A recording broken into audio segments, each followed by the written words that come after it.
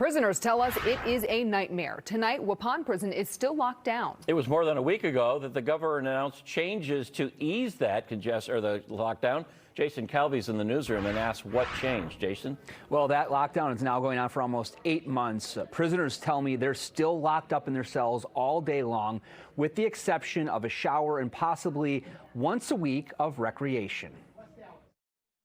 Nightmare here. Wisconsin's Waupun prison's been on lockdown for 239 days. 6 days out of the week we in a room, 24 hours a day. Last week, the governor announced plans for changes, the goal to ease the lockdown. The governor last week announced that he was making steps to make changes.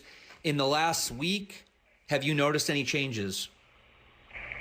No, not really, none at all. The Wisconsin Department of Corrections blamed the lockdowns on repeated threats and assaultative behavior. State data shows a spike this year upon prisoners assaulting staff. Another problem, 55% of its guard jobs aren't filled. And the prison houses 108 people more than capacity. It's an irredeemable torture chamber where no one should ever be forced to live again. Governor Evers said the state will use every option to bolster staffing. That includes pay raises for guards. The state plans to move roughly 220 inmates out, take pressure off the staffing problem.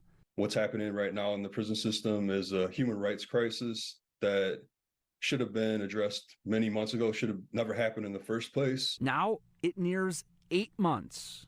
It messed with you mentally. Prisoner Sean Rousey, convicted of killing his brother, tells me the lockdown's hurting in rehabilitation. That's like putting us here in a cage, not teaching us anything, to be rehabilitated, as in going to school, doing programs so we can learn. But if we don't have them things, we're going to come back into the community and it's going to be worse.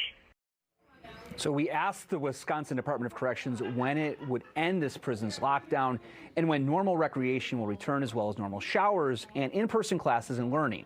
A spokesman says they don't have an exact timeline on any of those, but he says they are assessing it every single day. This month, the prison did start back up with religious services.